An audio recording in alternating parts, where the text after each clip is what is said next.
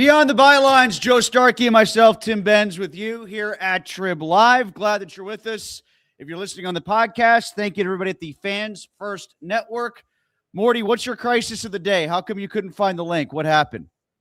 Because you didn't send it.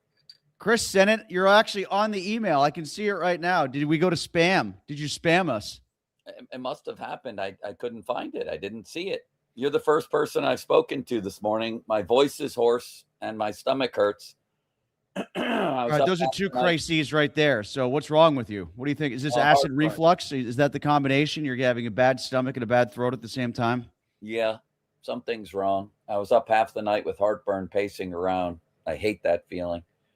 So if I have to leave briefly and come back, that's just going to have to happen this morning. What are you drinking to make yourself feel better? That's what I'm worried about. Like, do you have the right formula to fix your stomach? No. Oh, all right. If I knew what was wrong, I'd fix it. Isn't that what they always say in sports? That's what the coaches say. I was hoping for a better quote out of you. No, if I knew what was wrong, I'd fix it. Instead, I sit here with something's wrong. I don't know what.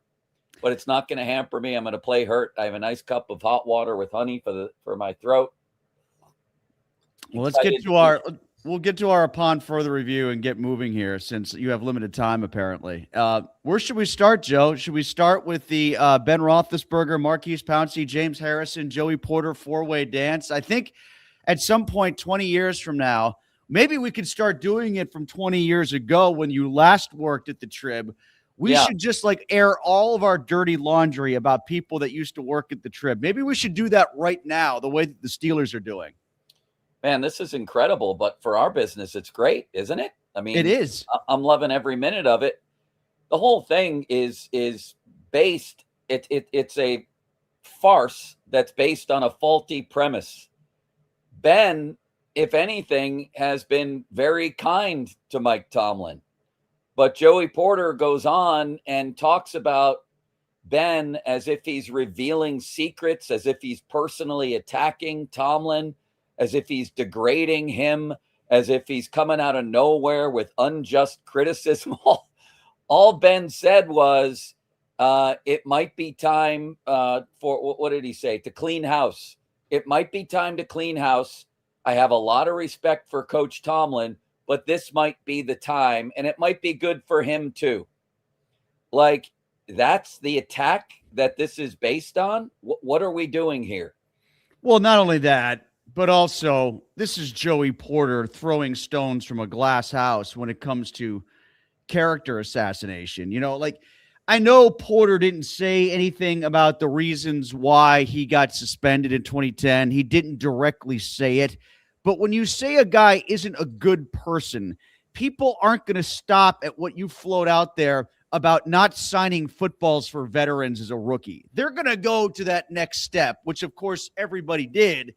And if we're talking about off the field stuff, or we're talking about not being a good teammate, maybe getting yourself kicked out of a football game 6 minutes before kickoff because you're fighting William Green isn't a good thing to do as a teammate.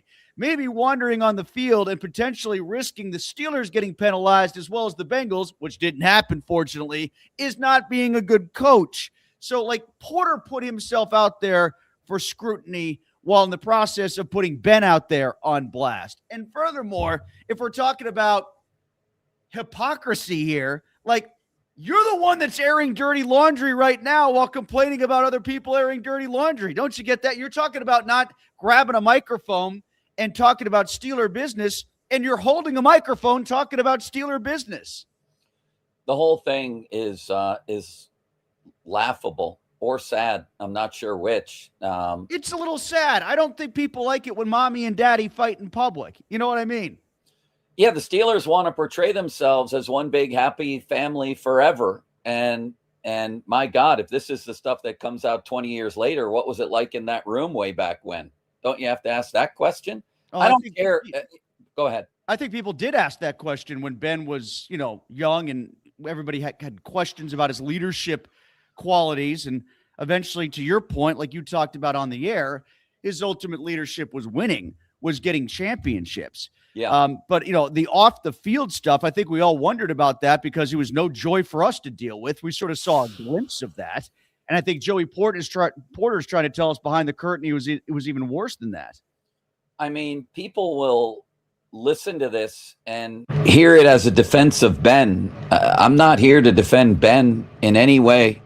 I don't really like him. I don't think he ever liked me. If he ever thought of me, it sure seemed that way in our interactions anyway. Me too. And the first to admit that he was a jerk younger in his career was him back in 2015. Like, this story broke years ago. Well, it really broke while he was here, real time.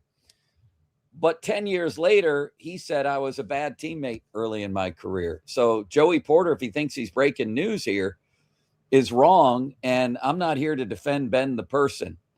But as far as pro sports go, pro football goes, I've talked to enough of these guys where give me a quarterback who's willing to sacrifice his body to the cause, which he indisputably did, and leads us to big wins, which he indisputably did. Not so much in the final decade of his career, but those last two Lombardis. And I know he didn't play well in a Super Bowl, and that's the other reflexive action people take when I say those two Lombardis are there because of Ben. He didn't play well in the Seattle Super Bowl. I know he was terrible, but the 3-game run up to that Super Bowl was one of the great 3-game runs in the same postseason of any quarterback in history. So they don't get there without him. And really, from the football perspective, what else matters? Joey Porter doesn't have a ring without him. Bill Cowher doesn't have a ring without Ben. Mike Tomlin doesn't have a ring without Ben. And there's still only 4 of those things sitting on the south side. What else matters from the football perspective? So when you write your book, Morty, who are you going to rip? Are you going to rip Molesey? Are you going to rip Seibel? Are you going to rip Jerry DePaula? Who gets ripped when you decide you want to air your dirty laundry?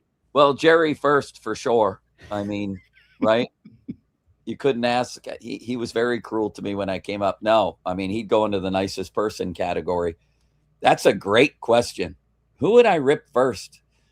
I mean, my time with the Penguins. Caballi? Would you rip Caballi? He would be in the book for sure. Yeah. I mean, strange but true sports stories. The same guy tears 2 Achilles tendons covering sporting events. How does he do that? How did that happen? Was he just walking around? Yeah, I guess. I don't know. I'm trying to figure out who I would rip first. Probably Jim Colony. I think I'd rip Colony.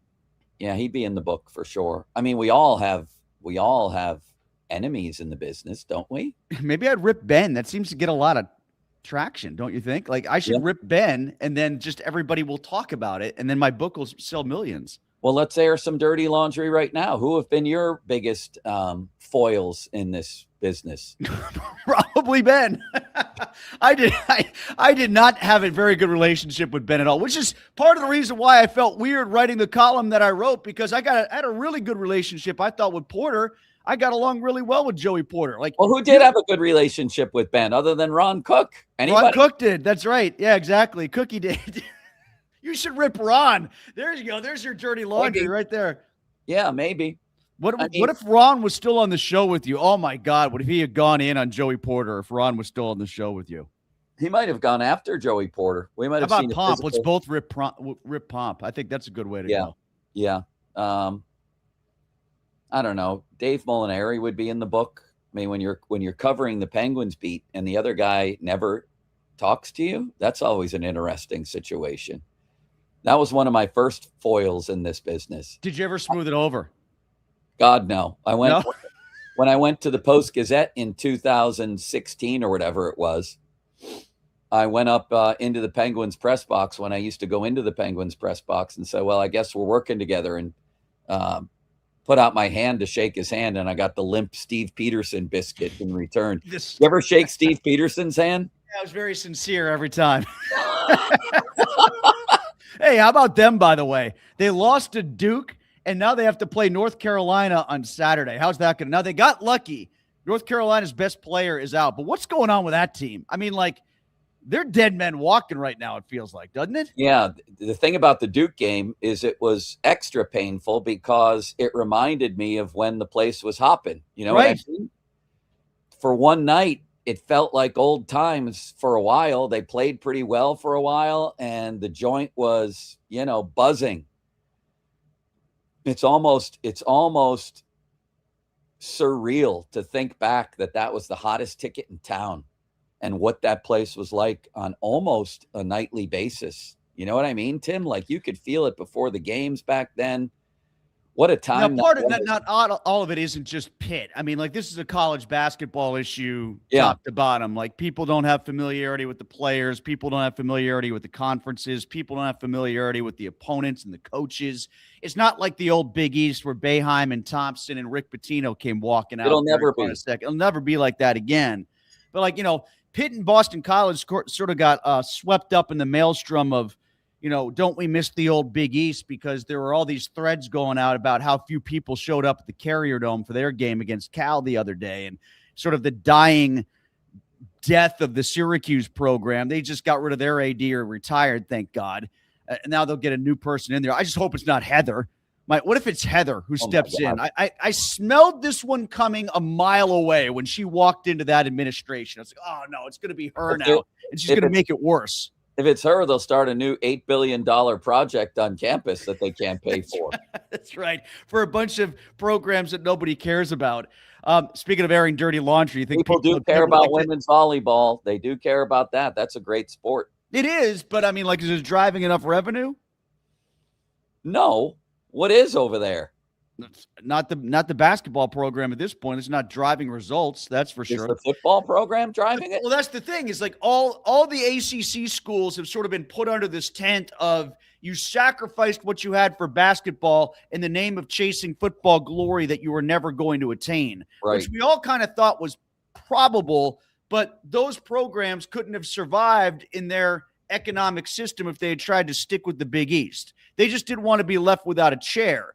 But, I don't know what their basketball programs are like if they stay in the Big East and don't go to the ACC for football. It was never going to be the same anyway, but there are so many chickens coming home to roost in college sports. There's not a coop in the world big enough to hold them. They sold their souls to coaches a long time ago, and now the players want paid too. And by the way, there was cheating in college sports for decades and decades. John Wooden's program at UCLA, the sugar daddy there was Sam Gilbert, and those guys used to get paid under the table for all kinds of things. And now all these years later, look at the state of college sports. Myself, I don't mind it as much as other people do, Tim. I kind of like the wild, wild west, but people seem to get awfully up in arms over it. And it is kind of hard to follow when every team is totally different from year to year, right? Yeah, that's the big part of it is, you got familiar with even teams like UConn that would churn and burn freshmen because they were stars and they went right to the NBA. Right. At least Calhoun was there and the logo was there, and it meant they've still got a little bit of that because of Hurley. Like Hurley's a throwback old school Big East coach that you love to hate. And the logo has managed to kind of go through a little bit of a lull that they had before Hurley came along. And because there was a departure of some of their brand names from the Big East, there was a little bit of a dip in UConn, but now it's back up there again. And frankly, like Notre Dame's in 7 conferences at once for whatever it wants to be in, for lacrosse or for football part-time or college hockey. So why can't like Syracuse, Pitt, and Boston College be in the Big East for basketball and let them stay in the ACC for football? Because now everybody's so hungry to have big conferences. It almost feels like it could work better that way. And not a bad idea. Not a bad idea at all. I mean, it wouldn't work, but it's not a bad idea. I love that. It wouldn't work, but it's not a bad idea. Did you see the the ultimate journalist thing to say as opposed to somebody who actually runs a conference at a university? Right. Did you see the song Sung Blue movie, Tim, about the Neil Diamond tribute band? No, I didn't, but I'd rather watch that than Wuthering Heights. You should watch it. Did you have to read that book, Wuthering Heights, in high school or anything? No, we read Catcher in the Rye. Yeah, that's another Kill one. a Mockingbird, 1984, which proved to be Pretty True. prophetic. Yeah. That's back when people read books. That nobody reads books anymore. All they read is their phones, right? Yeah, exactly. Not to sound like old man yelling at cloud, but I think reading books is good. I'm glad. Margot Robbie is so good. I'm actually thinking about watching Wuthering Heights because I am so infatuated with Margot Robbie. I want to see if she could actually keep my attention with that movie. What does the title even mean? What is Wuthering and what I is don't know what Wuthering means. Well, what's Maybe the it's a title place. mean? Is it a place? Is it the same as withering? Like it's whittling down? Heights? Like we're Maybe. coming down? Like English to English translation there? Is that where we're going with it? You know you're in trouble with a book when even the title confuses you, right? Yes. What else is going to happen? Did you ever try to read William Faulkner? No. Oh No. my God. It was like chiseling through steel. I didn't know what the hell he was talking about from literally the first word. Are there new books like the ones we just rattled through that everybody had to read when they were in high school or middle school that everybody has to read now? Great question. I don't know what it is now. I don't know what those books are now. Yeah. I'll ask my basketball players later, coaching ninth grade basketball. I'll ask them if there's anything they have to read. I don't even know if I took my 6-year-old niece to her first basketball game. She's like a little Yeah. dribbler at not Canamac, Char Valley, right? So I took her to the 11 a.m. Duquesne women's basketball game, the Education Day game, where it's 3,100 screaming little kids. And they won. I went to the monster trucks with her little brother 2 days earlier. My ears are still ringing from the basketball game. I got over the monster trucks. That's a whole different thing because the kids just cheer whenever the ball goes in. They're not necessarily cheering for a team. They're just cheering for baskets, and they're cheering for the music in between timeouts. And they're cheering when the team got to 67 points so they could do the 6-7 thing. Like these are the agendas that the kids had watching the basketball game. And we're sitting courtside, and Amelia, her biggest takeaway was, how come they're mopping the floor? When the girl came out to mop the floor, yes, she was fascinated by that. Because we sweat in our games and they don't mop the floor for us. I want a floor mopper. That was her big thing. That was her big takeaway from the game. It's a great job. And it's a little disconcerting when the game is actually going on at the other end and the floor mopper comes out. Buddy Boeheim used to do that. He the did? Carrier Dome, I think. I'm pretty sure. Yeah. Did you see what happened in the Purdue-Nebraska game where the floor mopper didn't do a good job and the kid wiped out and lost the basketball in like a crucial situation? Looked like a floor mopping conspiracy theory there. Yes, exactly. On the court. Exactly. Did you see the guy uphill skiing the other day? That was unbelievable. Yeah. What the hell is he doing? How is that a sport? Well, was it cross country or was that biathlon? What was that part of? I don't know. I just saw a clip of a guy going up a hill in skiing. I didn't know there was uphill skiing. What are we doing here? There was the guy from Norway, too, who announced on international television that he had cheated on his girlfriend. Did you hear? And then tried to propose to her. Did you hear that story? I like that one. That was great. I mean, what else? What would be in line with uphill skiing? That looks so hard to me. Like, I'm not a skier at all. Like I've tried to ski. Diving? You would dive you would go off a diving board up instead of down? What is happening here? It's the most ridiculous thing I've ever seen. But people seem so fascinated. I bet it is an Olympic sport in the future. Like, you would have to ski jump down the hill and then run back up the hill. That would be the second part of the challenge. So it combines ski jumping and cross country, and whoever could do the total time would win the gold medal. Right. Well, some of these sports are like, who invented? Do they still have the thing where you cross country ski and then pull out a gun and go target? Yes, biathlon for sure. That's where the guy. I think the biathlete was the guy who announced that he was cheating on his girlfriend, if I remember correctly. What kind of idiot invented that sport? How do you mix those two? Let's go cross country skiing and then pull out a gun and shoot. Well, they should actually try to shoot an elk or something like that moose that walked out on the downhill track the other day. Let's run a half marathon and then pull out a bow and arrow and go deer hunting and call it an Olympic sport. What a joke that Did you see Lindsey Vaughn's pictures from her surgery? Like, she was posting pictures from her, like, you could actually see like the open part of her leg. It was horrifying. Well, who enters an Olympic competition with a torn ACL? Aren't you kind of asking for trouble at that point? I think she was kind of asking for it. I think she didn't care, and now she has to decide if she cares. You know what I mean? Like, she 100% knew one of three things was going to happen. She was going to do great and be the hero of all heroes. Right. She was going to do poorly and still be treated as a hero because she tried, or this was going to happen. And then everybody was going to feel sorry for her because she tried. I mean, it was heroic in a way, but yeah, that's the thing. I'll go play in the basketball game with a compound fracture of my leg. I mean, it's not going to go well. Exactly. You're already in big trouble, right? You know, and I know a lot of people were kind of like, well, this didn't have anything to do with her ACL. She clipped the gate and that sort of thing. But I also saw somebody who seemed to know what they were talking about saying that that first turn was the hardest turn of the whole thing, and she had to lean into her injured leg. And if she couldn't lean into her injured leg, she was going to clip the gate. And that's exactly what happened. Yeah, I mean, it was horrifying to see. Don't get me wrong, but I don't know that was the wisest decision. And she is heroic. Are we getting little chat things? What's happening? Yeah, we are. Yeah. What just happened to the audio? It says nothing. Did it? Oh, that was me. Yeah, you popped your audio for a second. Okay. That's all not a listener. That was me. You're actually now airing our dirty laundry on the My stomach. I believe Chris's response is, yeah, Joe popped his audio. He doesn't know what the F he's doing. Right. I don't. How do you like this? A little Pirates pullover. Did Marcelo Ozuna give that to you?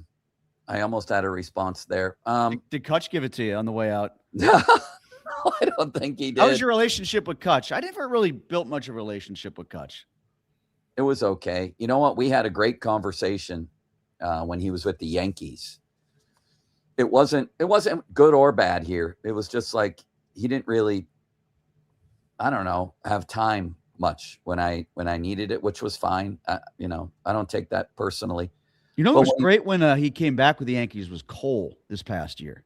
Really? Which I did not anticipate because during his end days with the Pirates, I thought he was pretty much checked out in the Pittsburgh media, but he was fantastic when he came back.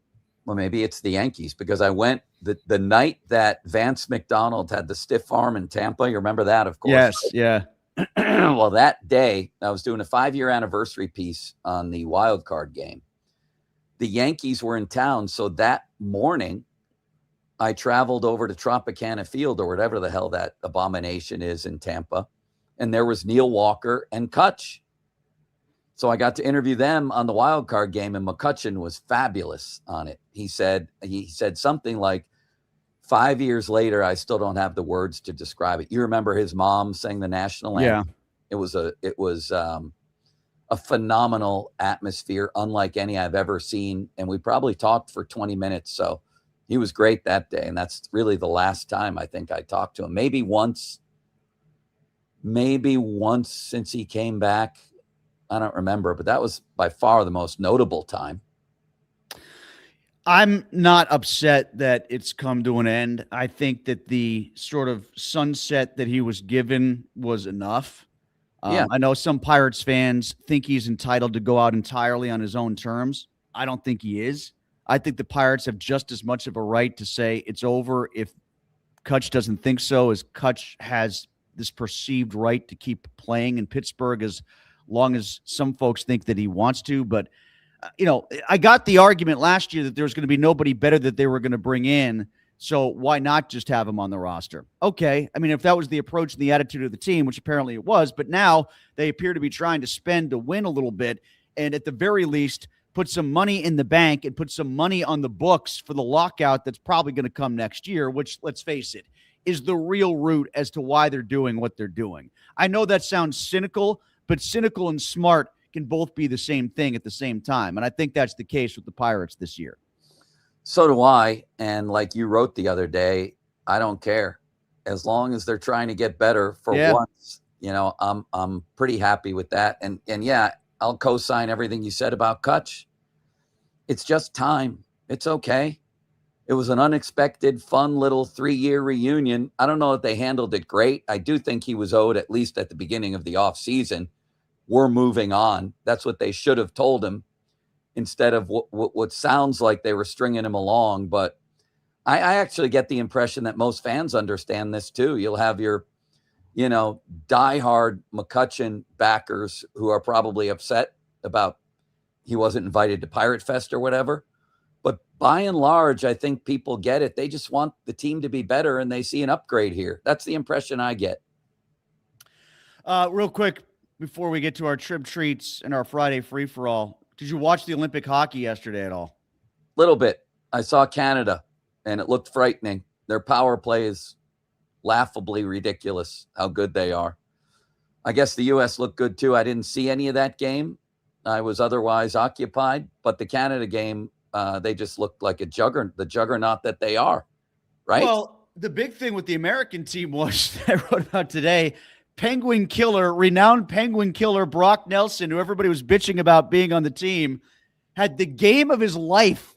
Like, he had 2 goals. He was part of 2 goals that got overturned. He hit a crossbar. He was like a force in this game. He couldn't be stopped. And now all of a sudden, it was him and Trocheck, and they both had points in the game that people were complaining about. Why are these guys on the team? And I get it. It was Latvia. But, like Latvia's got 6 NHLers. They got NHL goaltenders.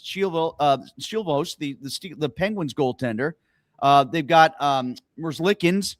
So, they've got recognizable guys. So it's not like they're playing against a bunch of jerks. They've got a kid who's going to be a draft choice, a high pick. So, 5-1 against that with him driving the bus, I think was really notable. Yeah, I noticed. By the way, he's got 40 points in 46 games against the Penguins. Yeah. And 9 playoff points as an Islander. Well, Brock I mean, Nelson. him and the Islanders have tortured the Penguins more than anybody in history. Shilovs didn't play. Were they afraid the game would go to a shootout? Is that why he wasn't in the lineup? Yeah, I guess you can. TJ Oshie, they were going to pull him out of the broadcast booth and put him out there. He's going to score every time against him. Poor Shilovs. He's actually been pretty good. I think Yeah, he'll play in the next game. Let's put it that way. Down the stretch, he was better than Skinner before agree. before the Olympic break. Yeah. So I'm ready for Miroshov myself. You? yeah, I saw him get roasted. They did a shootout competition in the AHL. Some guy pulled a reverse Michigan, did a reverse Michigan and sniped it up that way. And Miroshov didn't know what to do with it. It was an unbelievable goal that they had during their all-star skills competition. I'm ready for him to be the Penguins goalie. What's next? Trib treats? Trib treats. I already did mine. Mine was the mop kid at Nebraska who screwed up mopping and then lost the game for Nebraska as a result because the Nebraska kid spilled out in front of the Purdue bench and lost the ball. So what's yours? Mine is weightlifting and how it's helped me and how I hate it and how there's a little kettlebell in here. Do you work out right now, Tim? Do you work out daily? Not daily, as much as I can. I use kettlebells. I've been really encouraged to use kettlebells since my knee injury. So, yeah, I use kettlebells. Great.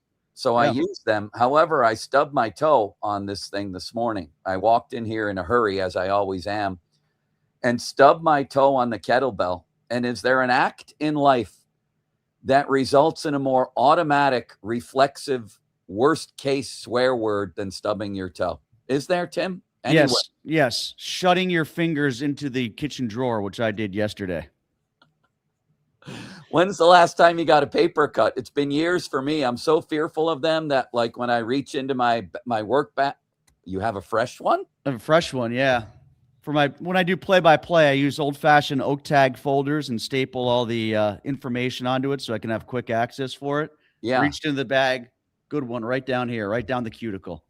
I am so careful about that. I think it's been over a decade without a paper cut, which I'm quite proud of, I might add. And this one's because I bite my nails too much. So I bite mine too. As a way to manage anxiety, I bite my nails and I burst into spontaneous, nonsensical lyrics. Yeah, you haven't done that yet here on the Beyond the Byline show. No. I'm wondering, when is that coming, do we expect? Maybe by the end of the show. Why does it take a song about Brock Nelson? Nelly, they call him. I don't know.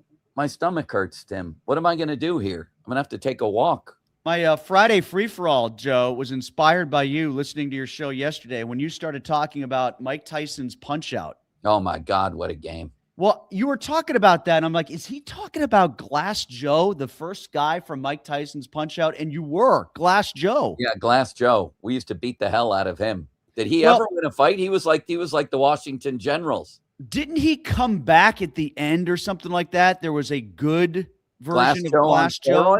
Yeah, Glass Joe on steroids came back later in the game. Mike Tyson's Punch-Out was a great game. I love Mike Tyson's Punch-Out. You could not make that game now, though, because all the opponents were sort of politically incorrect, two-dimensional people from other Yeah. countries. Did you notice that? Like, I did. Piston Honda was from Japan. Yeah, we might not even be able to say their names. Yeah. Don Flamenco was like a flamenco dancer. Yes. Who else? Great Tiger. They were fat shaming with King Hippo. You punched him once in the big tummy, and then you punched him in the nose every time thereafter. Like, everybody was a politically incorrect two-dimensional figure, which, like, nowadays in the 80s, I know what they were doing. There's very 80s thinking, like, we want to broaden this out so more people will be interested. We want to make more. We don't want it to be all white guys and black guys. We want to make this an international thing. So let's do this. But it was as stereotypical and like low-hanging fruit of every nationality and every person you could think of on the way up the ladder to fight Mike Tyson. I think I played it for 10 hours at a time. And I've been telling people lately, the way the world is going, I just wanted to numb myself. Like every day, all day, I would use this television over here and get re-addicted to video games and just sit here and play until I died. I have to go, Tim. You have to go? Yeah. You have to go like you got to go? I've got to go. More blowouts than the 2007 Patriots? Than the 1960 World Series. Is that your Trib treat?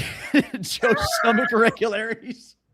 Is your Friday footnote or whatever it is? Your Friday free-for-all is about to what happened with your bowels? Is that what's going to take place Well, here? It's not necessarily that. It's just overall troubles. I have to move. I have to do something. Perhaps take some medication. I don't know what went wrong. I had potato chips before bed, and they seem to be haunting me.